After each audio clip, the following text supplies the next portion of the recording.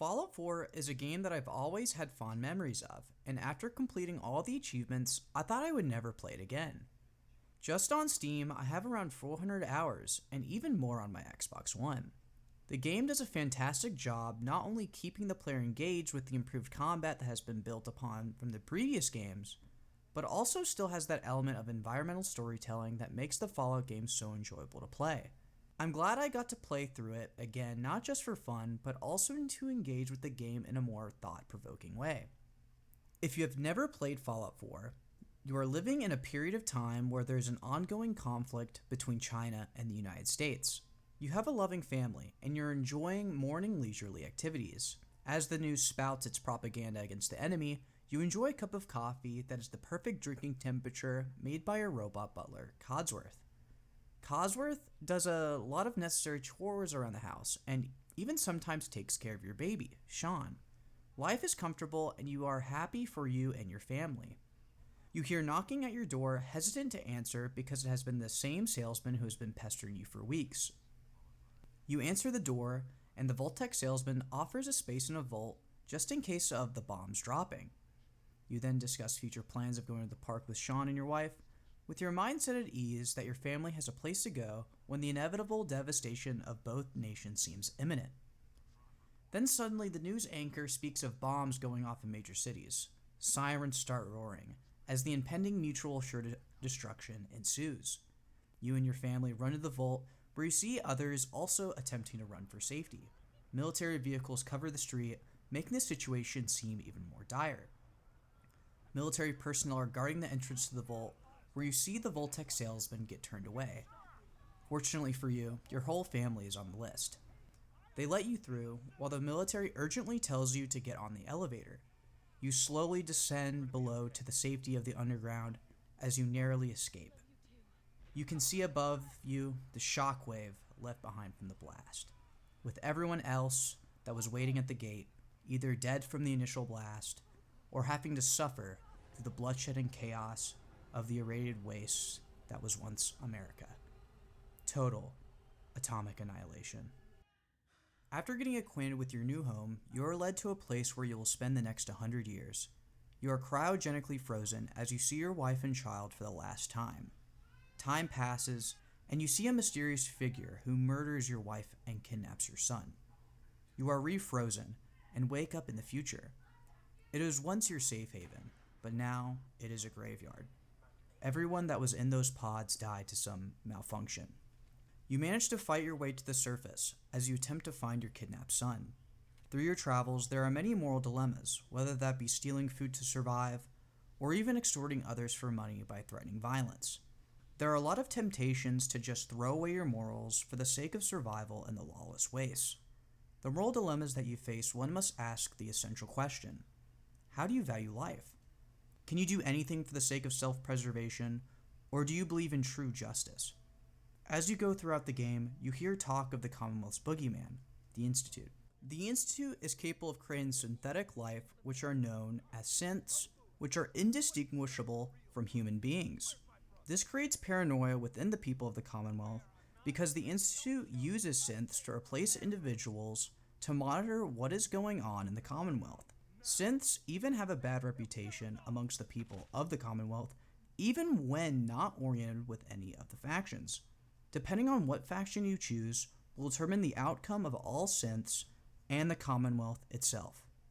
There are three main factions capable of deciding that outcome: the Brotherhood of Steel, the Railroad, and the Institute.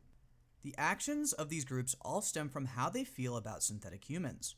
The Brotherhood of Steel is a paramilitary that focuses on obtaining technology left behind from the nuclear bombs. They are highly armed and possess great military strength. Next in line is the Institute, which is a scientifically advanced faction that focuses on research and does not interact with the outside world, unless it is within their interests. With what little information is known about them, coupled with the advanced technology they possess, allows them to have a firm grasp on the Commonwealth's politics. Finally, we have the Railroad, which is a small organization relative to the previous factions that tries to keep escaped synths safe from the clutches of the Institute. The Railroad has little influence over the Commonwealth, and they need to rely on stealth, misdirection, and other tactics for even a chance of winning a fight against the two colossal titans. Each faction still has other moral failings, even when not dealing with their treatment of synths. However, the mistreatment of synths and human beings is a key part of the puzzle when deciding which faction to side with. The Brotherhood of Steel thinks that the synths are an abomination and that their mere existence is a threat to humanity, while the Institute merely treats synths as tools just to be used and discarded for the benefit of the faction. The Railroad is the only main faction in the game that treats the synths as if they were human. Their ultimate goal is to free the synths from their bondage that the Institute has placed on them. Ultimately, it is up to you which faction you side with, but I think that siding with the Railroad is the most moral option because synths' lives should be valued. Some might argue that synths are not actually human, therefore there should not be any moral consideration for these types of creatures. This principle is more species-centric, aligning with the Institute and the Brotherhood of Steel's feeling on synths, while the Railroad is more consciousness-centric in their principles regarding synths. A rebuttal for the species-centric position is that it would be morally permissible to exterminate a highly intelligent species that are not genetically identical enough to be humans. Most people would not accept this and would consider it psychotic. Society today has deemed that even certain animals do not deserve horrible mistreatment, even if they do not reach the level of a human conscious experience. The consciousness-centric position that the Railroad holds is more moral to me. The unique human conscious experience is what gives life ultimate value, and the differentiating factor that separates us from animals. Now, what constitutes this conscious experience is very difficult, because we have an idea of when consciousness emerges, but we do not really understand the essence of what consciousness actually is. All we do know is that consciousness comes from the brain as an emergent property. Now, honestly, this is where I believe it becomes ultimately arbitrary, because one must decide the threshold something must meet for a life to be valued. For example, some might say that the conscious experience of certain animals should be valued, even though they might not possess certain qualities that a human conscious experience might have. Synths, however, should not be compared to a normal animal because they show a capability of long-term planning, have the ability to transcend their natural instincts, are capable of complex communication, and are highly intelligent. All things that I think emerge from the unique human conscious experience. So, a synth's conscious experience is comparable to a human's conscious experience. Therefore, their lives should be valued.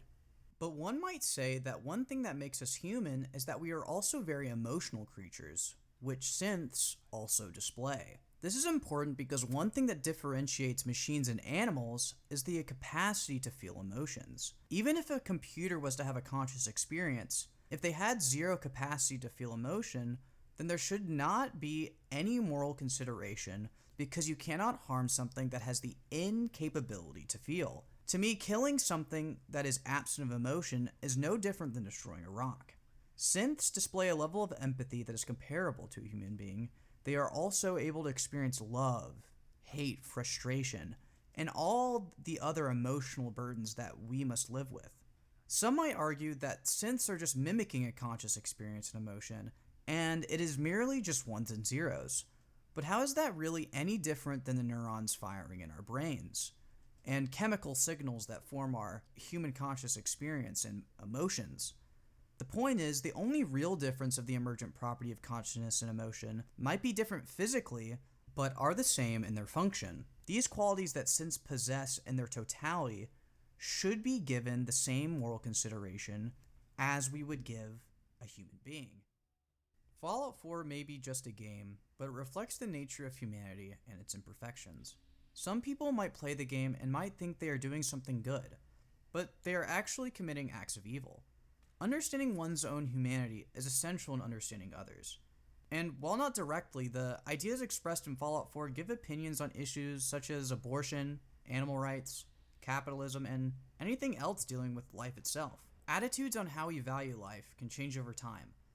It can be from new information that arises from the scientific sphere, but it also can come from cultural progress and what we as a society deem as moral or immoral. However, science cannot dictate morality, rather, it just informs morality. So ultimately, it is up to you to decide if synths' lives should be valued. Hopefully I convinced you in some type of way, or at least got you thinking about your own values. Playing through Fallout 4 again brought out a lot of nostalgia, but also playing through the game critically opened my mind to a whole new world of nuance. I never really thought about in depth why I sided with the Railroad in my first playthrough, so it was nice to be able to navigate how I truly felt about synthetic humans. Fallout 4 is a masterpiece, and has cemented itself even further as one of my favorite games of all time. It is up to you to determine the fate of not just the fictional world of the Commonwealth, but also the non-fictional America. Hello guys, I hope you enjoyed the video, and this is my first ever video produced, so please comment on how I can make improvements. Do not be afraid to be as harsh as possible in the comments below.